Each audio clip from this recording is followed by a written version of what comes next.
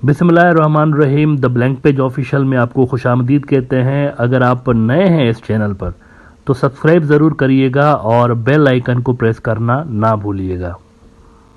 Nadreen, China के global power के तौर पे उभरने के बाद दुनिया के मुख्तलिफ हिस्सों का जो रीजनल ऑर्डर था, अमेरिकन डिज़ाइंड रीजनल ऑर्डर, वो तब्दील होना शुरू हो गया है। और वो तब्दील होना शुरू हो गया है चाइना की फेवर में। सेंट्रल एशिया के अंदर अमेरिकन जो रीजनल ऑर्डर सोवियत यूनियन के कोलैप्स के बाद बना हुआ था, कोल्ड वार के बाद, वो मुकम्मल तौर पर इस वक्त दबरदूस हो चुका है। और वहाँ पर आपको रशियन और चाइनीज़ जो इन्फ्लुएंस है वो ज़्यादा नज़र आता है आपको हर सेंट्रल एशियन कंट्री के ऊपर। इसी तरह से साउथ एशिया के अंदर भी है, सवाए इंडिया के और एक दो और छोटे मोटे मुल्क हैं, उनके अलावा हर जगह आपको चाइनीज़ इन्फ्लुएंस ज़्यादा नज़र आता है। यूरोप के अंदर लड़ाई जारी है असर की, लेकिन यूरोप के अंदर क्रैक्स ज़रूर पड़ गए हैं। यूरोप की जो यूनिटी है वो इस वक्त सबसे ज़्यादा ख़तरे में है। यानी वर्ल्ड वार 2 के बाद इतना ज़्यादा संकट कभी भी यूरोपियन यूनियन के ऊपर नहीं आया। ये भी बातें हो रही हैं कि आगे ये चल पाएगी या नहीं चल पाएगी, नेटो का क्या मुस्तकबिल होगा, इस पर भी क्वेश्चन मार्क है।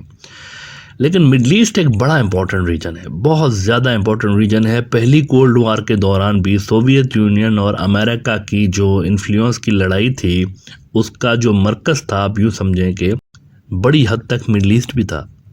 ईस्टर्न यूरोप तो था ही, लेकिन मिडल ईस्ट भी था। मिडल ईस्ट में भी जमाल अब्दुल नासिर को देखा दुनिया ने कि कैसे वो एक कैंप से दूसरी तरफ चले गए, और इसी तरह से शाह फैसल मरहूम की फिर वो जो एक मुस्लिम नेशनलिज्म वाला राइज हुआ था, और फिर सऊदी ने एक बड़ा रोल प्ले किया था इस कोल्ड वार के अंदर भी। लेकिन इस वक्त जो चाइना और अमेरिका के दरमियान कोल्ड वार जारी है, इसके अंदर मिडल ईस्ट में चाइना क्लियरली जीत रहा है अभी तक। अमेरिका की जो पोजीशन थी ना मिडल ईस्ट के अंदर, वो बड़ी हद तक डाउन हो गई है। अमेरिकी रीजनल ऑर्डर सबसे पहले आप समझें कि था क्या मिडल ईस्ट के बारे में। अगर आप केयरफुली देखें, अब हो सकता है बहुत सारे लोग मेरे व्यूज से डिसएग्री करें, लेकिन मैं इसको कैसे देखता हूँ। देखें, दो अमेरिका की जो मिडल ईस्ट की पॉलिसी, उसके दो बहुत बड़े पिलर्स हैं। एक तो ईरान है, और ईरान शुरू से लेके जब से वहाँ पर इस्लामिक रिवॉल्यूशन आ गया है, तो ईरान एंटी अमेरिका मुल्क के तौर पर तस्लीम होता है वहाँ पे। दूसरा इजराइल है। यानी एक ईरान के लिए तो अमेरिका की फिक्स्ड पोजीशन है कि ये एनिमी ही है, तब से लेके कोल्ड वार से लेके इनकी यही मेंटलिटी है अमेरिकन्स की। दूसरा इजराइल है। इजराइल के लिए भी फिक्स्ड एक उनका माइंड सेट है, कुछ भी कर ले इजराइल, लेकिन इजराइल हमारा ऑल वेदर फ्रेंड और ऑल वेदर एलाई है। ये इनके दो पिलर हैं। बाकी हैं अरब।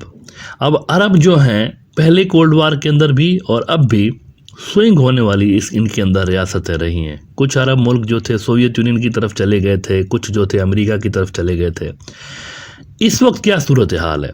इस वक्त ये सूरत हाल थी कि इजराइल और अरब दोनों अमेरिका के बड़े इत्तेहादी, लेकिन ईरान अमेरिका का दुश्मन। नाउ चाइना की राइज से क्या असर पड़ा है? चाइना की राइज से, चाइना के उभरने से ये असर पड़ा है कि एक तो सीरिया के अंदर रशिया, जो कि चाइना का कंप्रीहेंसिव स्ट्रेटेजिक पार्टनर है, वो पहले ही स्ट्रांग था बशार अल असद की सूरत में, उन्हीं की यूँ समझिए कि वहाँ पर दबदबा मौजूद था। लेकिन बाकी जो अरब कंट्रीज़ हैं, सऊदी अरब और यूएई और कतर, तो कुवैत, बहरीन, ये जो जीसीसी की कंट्रीज़ हैं, यहाँ पर चाइनीज़ ट्रेड इन्फ्लुएंस सबसे पहले हमें बहुत ज़्यादा हालिया सालों में बढ़ता हुआ नज़र आता है। हालिया डेकेड में आई शुड से, पिछले 10-12 साल के अंदर चाइनीज़ जो ट्रेड है बहुत ज़्यादा यहाँ पर बढ़ा है। तो इकोनॉमिकली चाइनीज़ ने इनको रिप्लेस करना शुरू किया अमेरिकन को यहाँ पे। बल्कि मैं यूँ कहूँ कि 2007-8 तक ये होता है कि अमेरिका अपने लोकल जो ऑयल था ना, जो अमेरिका से प्रोड्यूस होता है, उसके ऊपर वो ज़्यादा रिलाय करने लगे थे। यानी पहले ये सबसे बड़े बायर हुआ करते थे अरब ऑयल का, ये जो यूएई वालों का और सऊदी वालों का, इनका जो फ्यूल होता है। लेकिन फिर जब ये जंगों में इन्वॉल्व हुए और इनके खर्चे बहुत ज़्यादा बढ़ गए, तो इन्होंने खर्चे कम करने की वजह से अपने लोकल रिसोर्सेज पे ज़्यादा रिलाय करना शुरू किया अमेरिकन ने। और उसके नतीजे में फिर ये होता है कि इनकी जो परचेजिंग थी ऑयल की, जो एक बहुत बड़ा फैक्टर था अरब मुल्कों के लिए, उनकी ऑयल डिपेंडेंट इकोनॉमी रही है ना। अभी वो बिजनेस की तरफ जा रहे हैं, डाइवर्ट कर रहे हैं उसको, लेकिन पहले वॉर ऑन टेरर शुरू हुई तब तक तो ये बड़ी हद तक डिपेंडेंट थे ऑयल के ऊपर। तो अमेरिकन ने इनसे परचेजिंग कम कर दी। लेकिन यही वो टाइम टाइम है जब अमेरिकन ने 2007-8 से परचेजिंग कम की है तो चाइना ने बढ़ाना शुरू की है।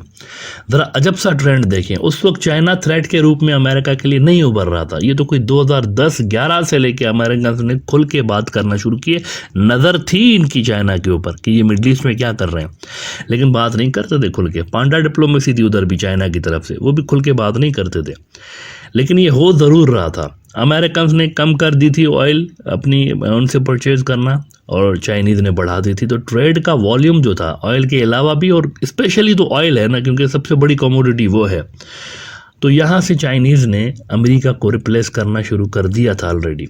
अब जब हम 2023 में बैठे हुए हैं तो हमें ये नज़र आ रहा है कि एक बहुत बड़ा गैप है अमेरिका के और चाइनीज़ जो ट्रेड वॉल्यूम है उसके अंदर। लिहाजा इस वक्त तक क्या हुआ है कि Chinese are the top buyers of Saudi oil, और उधर ईरान से भी चाइनीज़ बहुत बड़ी तादाद में ऑयल ले रहे होते हैं। हालांकि ईरान जो है, इनके स्ट्रेटजिक टाइज बनना शुरू हुए थे इनके पुराने दुश्मन रशिया के साथ। बहुत सारे लोग शायद ये बात ना जानते हो कि सल्तनत फ़ारिस और सल्तनत रूस के दरमियान कभी भी हालात ठीक नहीं रहे थे पहले पास्ट में।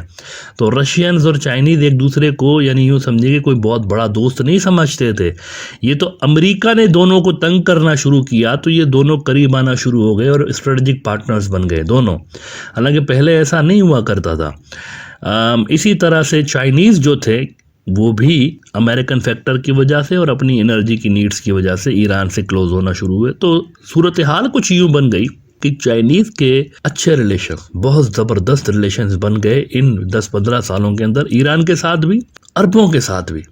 अब ये चीज़ बिल्कुल डिफरेंट है। अमेरिकन इंटरेस्ट और चाइनीज़ इंटरेस्ट को यहाँ अगर आप देखेंगे ना, बिल्कुल डिफरेंट एक दूसरे से। अमेरिकन इंटरेस्ट जो है, अमेरिकन ऑर्डर में क्या है, ईरान का फियर, सेल करो अरबों को, तुम्हारे ऊपर हमला कर देगा, तुम्हारे साथ जंग छेड़ देगा, और अरबों को वेपन्स सप्लाई करते रहो। एज अ रिजल्ट सबसे बड़ा सिक्योरिटी पार्टनर अरबों का अमेरिका रहा। और इधर से जो चाइनीज़ हैं, इनका रीजनल ऑर्डर क्या है, इनको ईरान भी चाहिए, इनको अरब भी चाहिए। तो इनका जो रीजनल ऑर्डर है बिल्कुल मुख्तलिफ है। ये कोई फियर सेल नहीं कर रहे होते अमेरिका की तरह। नाउ इसके चलते हुआ ये है कि कल एक बड़ी खबर सामने आ रही है मिडल ईस्ट, तारीखी खबर मैं कहूँगा, हिस्टोरिकल खबर। ये मैं शुरू से लेकर ब्रॉडर व्यू में आपको बताता रहता हूँ कि हम उस दौर में रह रहे हैं। ये जो टाइम चल रहा है ना, ये वो दौर है जब अगले 100 साल के लिए सफ़बंदियाँ हो रही हैं, अलाइंसेस बन रहे हैं। कौन किधर खड़ा होगा अगले 100 सालों में, ये वो ज़माना है जिससे हम गुजर रहे हैं।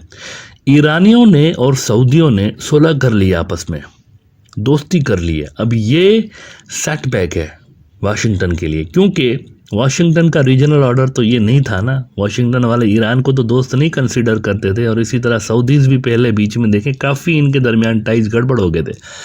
अब ये हुआ है कि दोनों ने अनाउंस किया है कि डिप्लोमेटिक टाइज भी बहाल हो जाएंगे, नॉर्मलाइजेशन की तरफ जा रहे हैं। नाम किसका आ रहा है? शी जिनपिंग का, चाइनीज़ प्रेसिडेंट का नाम आ रहा है कि दोनों ने इनकी सुलह कराने में की रोल प्ले किया है, चाइनीज़ प्रेसिडेंट ने। तो हमें क्या नज़र आ रहा है कि एक विजिबल क्रैक है।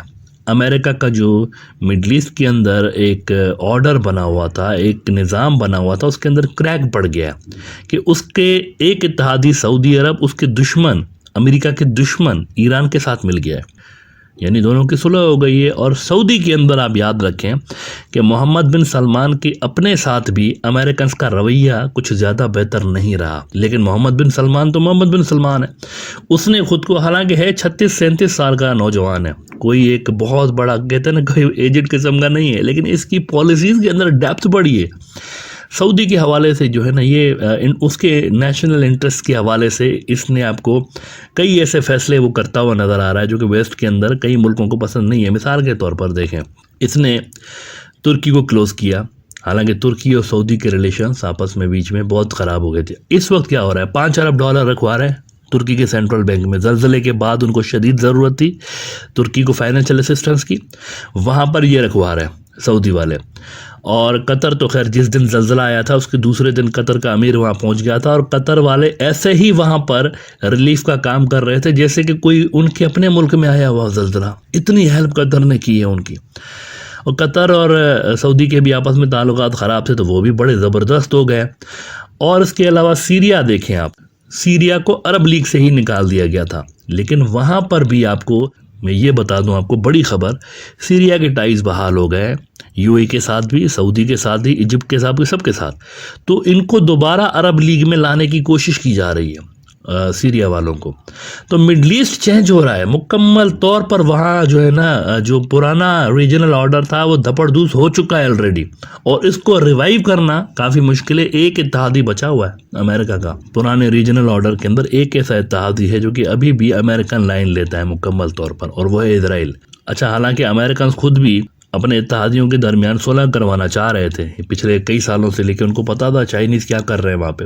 तो ये भी कुछ ऐसा ही कर रहे थे कि ईरान के खिलाफ सबको इकट्ठा करो, और नॉर्मलाइजेशन आपने देखा, अरब इजराइल नॉर्मलाइजेशन हुई, लेकिन सऊदी ने एक बड़ी कंडीशन लगा दी हुई है। सऊदी ने कहा है कि हम तैयार हैं नॉर्मलाइजेशन के लिए, कोई ऐसी बात नहीं, हम तो को एग्जिस्टेंस चाहते हैं, लेकिन मसला ये है कि पहले ज़रा फ़लस्तीन का इशू आप हल कर लें। वो जो ट्रेडिशनल किंगडम का स्टांस रहा है शुरू से लेके कि फ़लस्तीनियों की अलग रियासत होनी चाहिए, यरूशलेम उसका कैपिटल हो, ये एक उनका प्रिंसिपल स्टांस है। उसके बाद वो कहते हैं नॉर्मलाइजेशन कर लेंगे। अच्छा, कुछ और अरब मुल्कों ने कर ली हुई है नॉर्मलाइजेशन, लेकिन इसके होते भी अमेरिका को कोई फ़ायदा नहीं है ज़्यादा, क्योंकि यहाँ पर आप देखें कि वो जो फैक्टर था जिस पे अमेरिकन खेल रहे होते थे, ईरान फैक्टर, वो धपड़धूस हो रहा है। ईरान कार्ड उनका ख़त्म होने वाला है। तो ये एक इतनी बड़ी हिस्टोरिकल डेवलपमेंट हुई है ना मिडल ईस्ट के अंदर, कि इसकी आपको असरात जो है अब कई डेकेड्स तक नजर आएंगे। ये जो नॉर्मलाइजेशन होने लगी है अरबों की और ईरानियों की।